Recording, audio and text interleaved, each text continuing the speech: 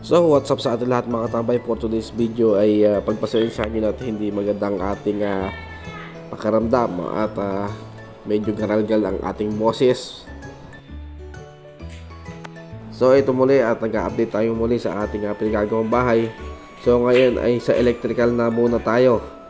Nahinto ang pagpapagawa namin ng sa electrical mga katambay, gawa nga ng siyempre kailangan mo natin unahin ang slab at hindi naman pwede magsabay gumagawa sa taas at may gumagawa sa baba. At para silang nakipagpatinter sa mga tukod at suporta dyan sa ilalim.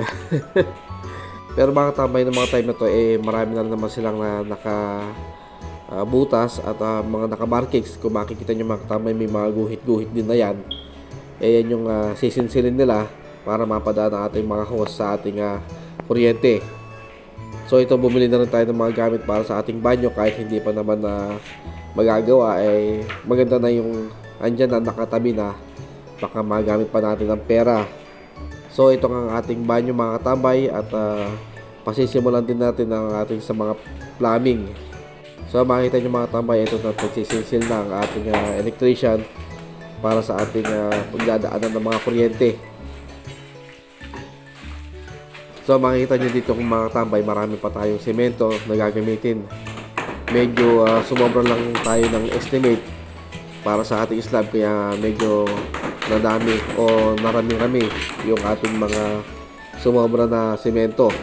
Kaya nasabi ko, ito yung mga binili natin mga gamit para sa ating banyo. Meron na tayong bowl, meron na tayong para sa shower at meron din tayong para sa ating laboratory.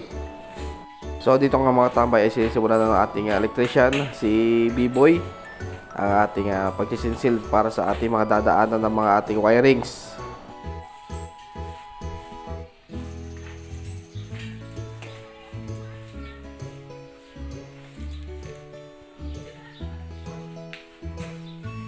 So dito mga tambay ay makikita nyo meron ng mga PVC pipe dito na kulay orange. Yan ang ating pagdadaanan ng gaya ng sabi ko, magkakaroon tayo ng banyo sa taas, kaya talagang pinaabangan namin ng ganito yan mga tambay.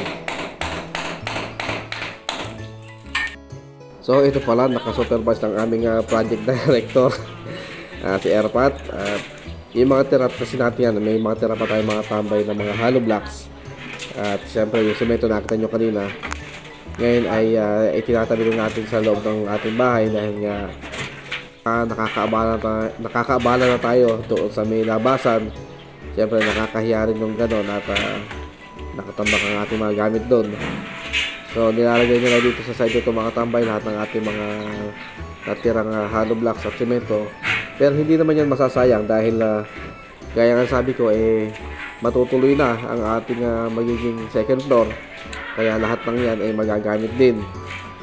So dito nga mga tambay ay ang ating electrician ay pumunta rin sa ating banyo at makikita nyo ay may mga nakaabang talaga yan nung binuhusan. Andun din siya nung araw ng buhos talagang tinapos niya yun. Talagang tinignan niya dahil ito niyang mamonitor lahat ng mga dadaanan ng mga kable at mga ilaw natin ay maging maayos.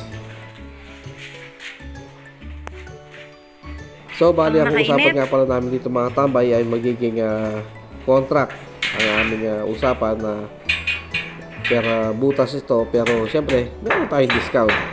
Hindi naman nawawala yan sa mga Pilipino yung paghingi ng discount, di ba?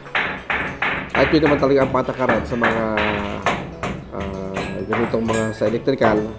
Ang singilan ng mga electrician dyan per butas.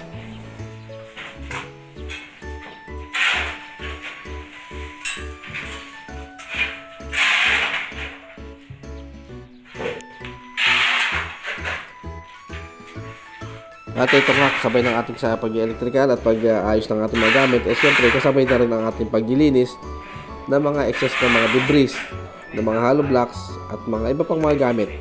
So ito nga mga tambay at nakasarado na ang itong area na to. Ito yung magiging switch natin dito sa may tabi ng pintuan.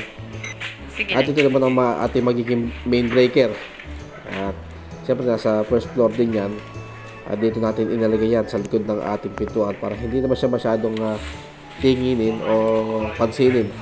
Saan? Itong pinaka-extended slab natin mga tambay ay bawat part yan pinaabangan din natin ng ng butas at syempre paglalagay ng ating mga ilaw Gayon din dito sa side na to, itong maliit na naka-extend na to, may mga nakaabang yan na butas at makikita nyo naman mga tambay ay meron ng mga kable.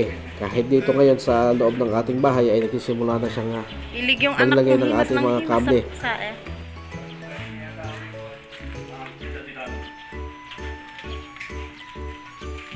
Kaya nga pala mga tambay ay andito rin na rin ang ating plumber at sinisimulan na rin ang paglalagay ng tubo at syempre sinasaraduhan na lahat ng ating mga dapat saraduhan at syempre ay magkakilala itong dalawa na to at magkasama rin yan sa mga dati nilang mga project at syempre ano na sila nagtutulungan na rin sila para sa plumbing at electrical. Alam nyo mga tambay, pagkakukuha rin kayo ng mga electrical o sa electrical at sa plumbing, ako i-advise ko lang mas maganda yung talagang magkakilala na dahil kumbaga sa nagkakaabuyan na yan at hindi na magkakahiyaan na magkatrabahuhan yan at syempre alam na nila ang diskarte ng bawat isa. Para din nga pala sa ating mga plumbing mga katambay, ang plumbing natin ay contract din at nakikipag-usap na rin kami kung magkano ang magiging labor contract namin dito sa baba at sa taas. Siyempre ganun din ang aming sa electrical, iba ang presyohan ng presyo namin dito sa baba at iba rin ang presyo namin sa taas dahil hindi naman pare-pares ang magiging bilang ng mga butas o mga ilaw at switches dito sa first floor at sa second floor. Ganun din naman yung magiging mga sa plumbing natin dito sa first floor at sa second floor. At kung umabot ka na sa punto na ito mga katambay at hindi ka pa nakasubscribe, baka pwedeng paki-subscribe na po sa ating Facebook at sa ating YouTube channel na Bahay Tambayan. Kung gusto niyo pong mapanood pa ang iba pang mga video na mas mahaba, ay doon po natin na-upload sa ating YouTube channel na Bahay Tambayan. Please lang, manood na kayo at para may pambili pa ako ng karagdagang mga kable. At talagang gastusin nga po talaga sa materyales, lalo na po ito rin sa ating electrical ay talagang mahal na rin. Kaya sa mga nagbabalak po magpagawa ng bahay, ako ang maipapayo po kung talagang meron na rin po kayo pansimula, pasimulan nyo na dahil hindi po mababa ang presyohan ng mga materyales para sa ating construction ng pagpapagawa ng bahay at gayon din po ang ating mga materyales para sa ating mga electrical at plumbing ay talagang dumidiin po ang gastos. So hanggang dyan muna ang ating update for today's video mga tambay at see you on our next vlog. Galas!